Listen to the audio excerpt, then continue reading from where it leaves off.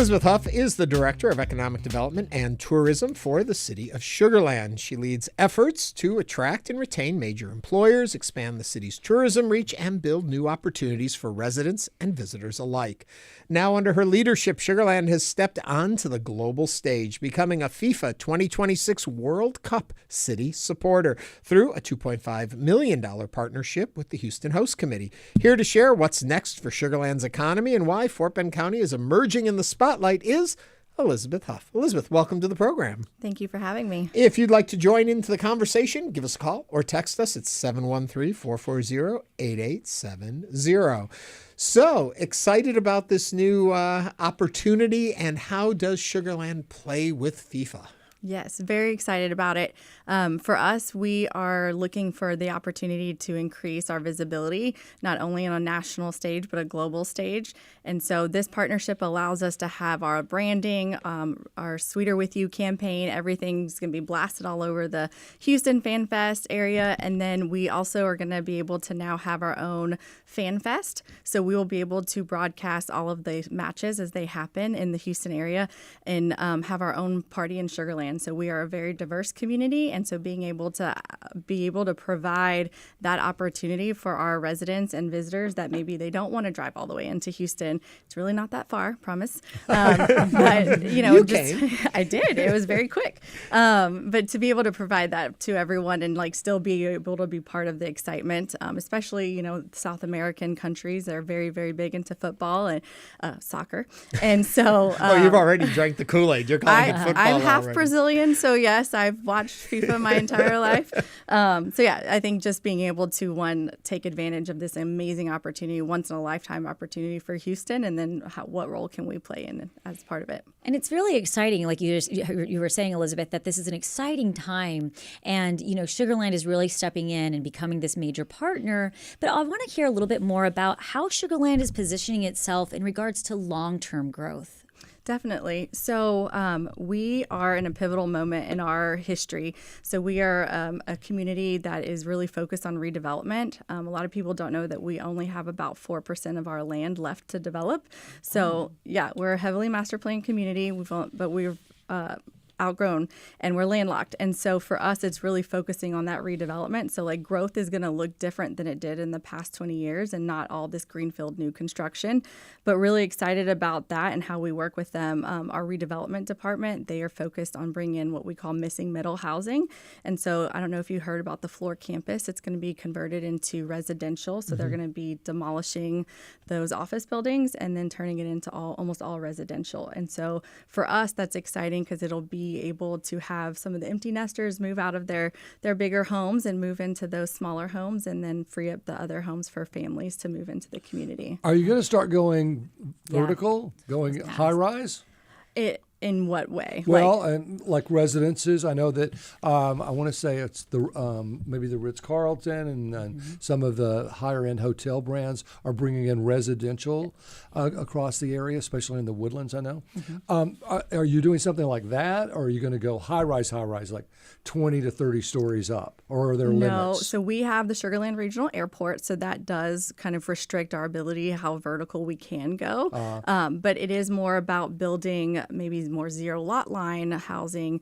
We do have a few condos, kind of like what you see in the Heights area, Rice Military, the 3-story condos, 4-story. We have some of those, but very few. So it's more about bringing in more diversity of housing and not just the typical single family residential home. Let me ask you, when you're talking about these large scale investments too, and you're talking about this partnership and all that, how do you make the balance between what we think of as Sugar Land with the quality of life, the community, the intimacy of it, while at the same time you're trying to build it up and enlarge it? How do you find the balance in that?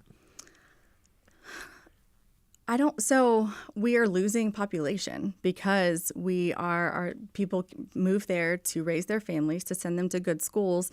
Those kids have graduated, they've gone to college, and they haven't moved back because they don't have anywhere to move back to. So for us, it's more of trying to make sure that we continue to evolve and to provide the right dynamics for any resident, not young or old, no matter what stage of life that they are in.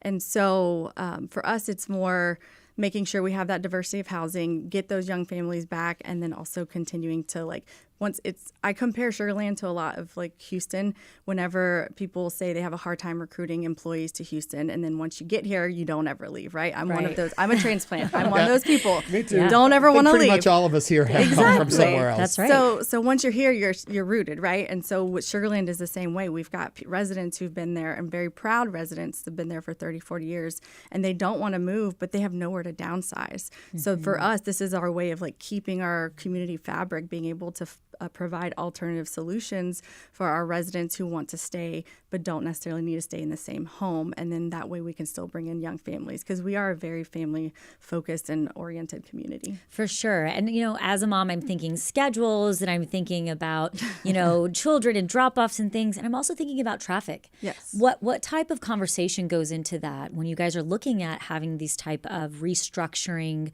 what living in Sugar Land looks like to bring people to Sugar Land? Absolutely. But you're going to have more cars, more people. What does that look like? It's a little testy down there already.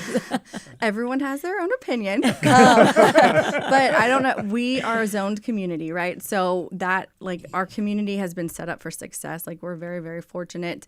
It is a master plan community that's been developed over the last 20, 30 years. And so for me, I'm very lucky in economic development. I get to promote a community that has been built up for success. Like, it is very easy. It's very well maintained. It's beautiful. And I tell our public works crew, I'm like, y'all make my job very easy, Yeah. So on the infrastructure side, though, we, because we're zoned, we have a planning and zoning commission. We have certain parameters in place. Like, for any new development, people have to submit a traffic impact analysis. So those are all very important parts of the conversation that are brought into very early on. So it's not like, oh, hey, here's my permit. Now, what kind of traffic impact is that going to have? Community engagement is very big for us in Sugar Land, and making sure that our residents know what's going on, what's happening around us, and how it will impact their day to day. In my experience, anywhere can flood, but Sugar Land does a pretty good job, I think, with a lot of your retention ponds. Yes. And of course, there's the levee of the Brazos River. Right. That held up during Harvey, and we weren't sure it was going to. Have you beefed things up down there, or do you have more plans to mitigate? What are, as a weatherman, tell me what they are. Yeah, so we just had the 2024 GEO bond, but we had a bond package before that. And because it was so close to Harvey, it was very heavily focused on drainage. That's what our community said. We want more roads, improve our roads, our traffic, and we want better drainage. And so there's been a significant amount of investment. I don't have those exact numbers for you, but yes, it has been a huge focus of ours. And like this last GEO bond wasn't so focused on the drainage. I mean, we still have a few projects, but it wasn't as focused because we accomplished so many of those other projects. And also in Sugar Land, when I started working down there almost 8 years ago, it was interesting, like the definition of flooding in different parts of the community. Like, flooding down there is if there's a tiny bit of ponding on the street. Flooding for me was like if it's getting into your yard and you're like, oh my goodness, is this going to get into my house?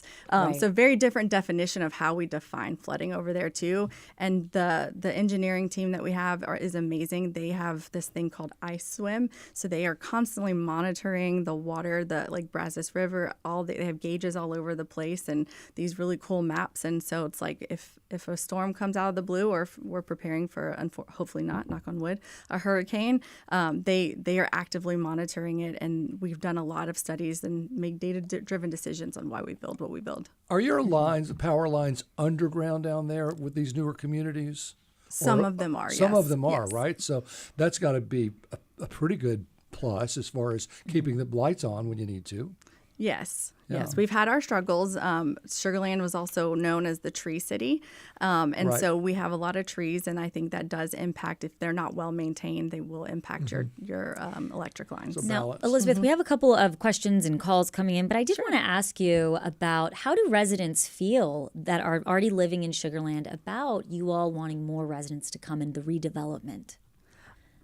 I haven't been as heavily involved. I'm not over redevelopment and planning. But from what I have seen, a lot of people are really excited. They want this other type of housing to move into so that they can still stay in their community that they love so much. Change is hard. people are always resistant to change. So it's one of those things. People didn't want Town Square, but yet here it is, and everyone loves it and can't imagine Sugarland without it. So I think there's the balance of good and bad and positive and negative feedback, but overall people are excited, and I'm excited. How are y'all with bike lanes? Very good. Okay.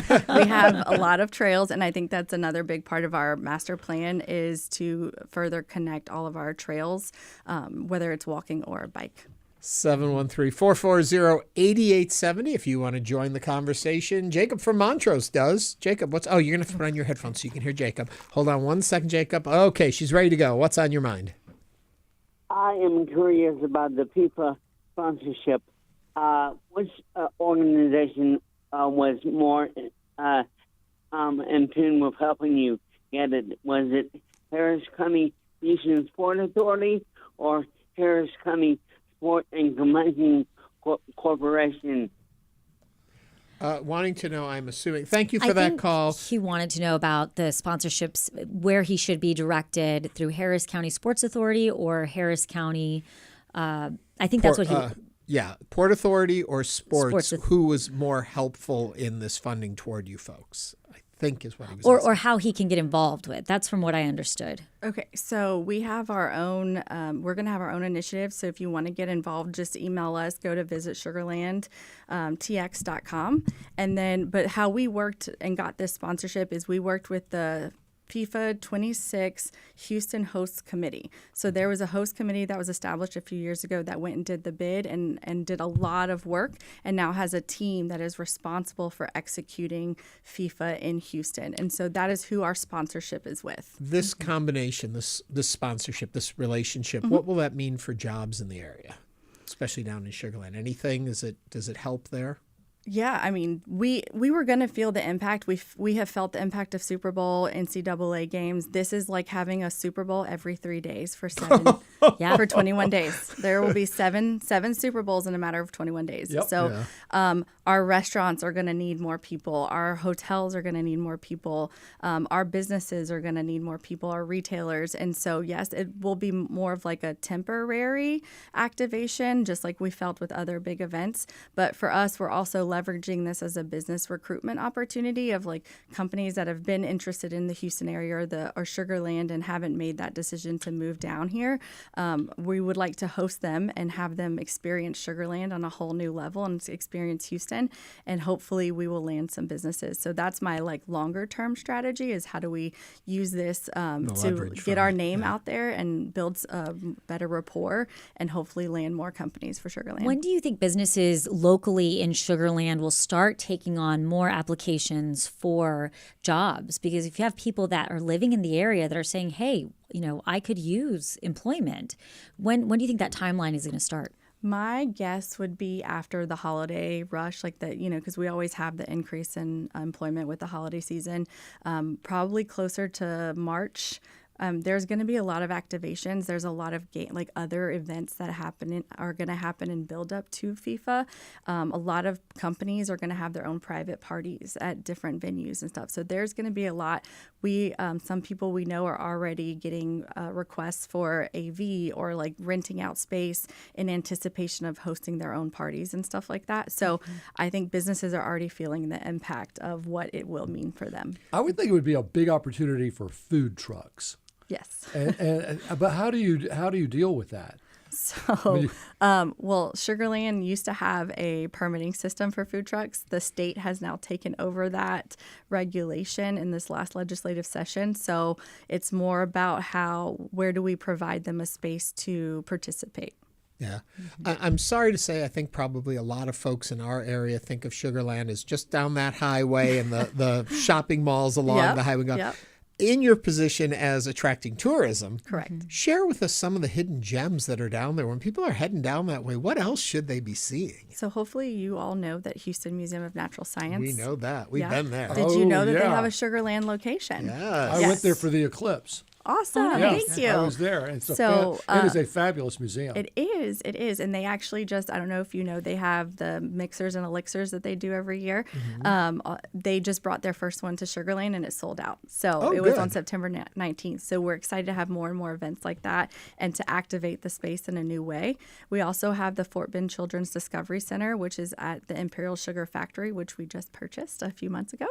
And then some of the other hidden gems, like Smart Financial, obviously is not so hidden, but I still am amazed of the people that don't know or they think it's too far. I promise you it's really not that far. Before you I go will on, I challenge you. just want to say Smart Financial has done a wonderful job of moving people in and out. You always think of these kind of venues and, oh my God, the parking and where is it? You get in and off the highway very smoothly. They do an excellent job there. Tons of parking. But continue on, too. I didn't want to cut it off. Constellation Field's yours? Yes, I was going to mention Space Cowboys next. Yes. Yeah. So mention them. Tell us about it. So the Astros have been an incredible partner, being able to see that the city was committed to building a minor league stadium long before we even had the conversation with the Space Cowboys.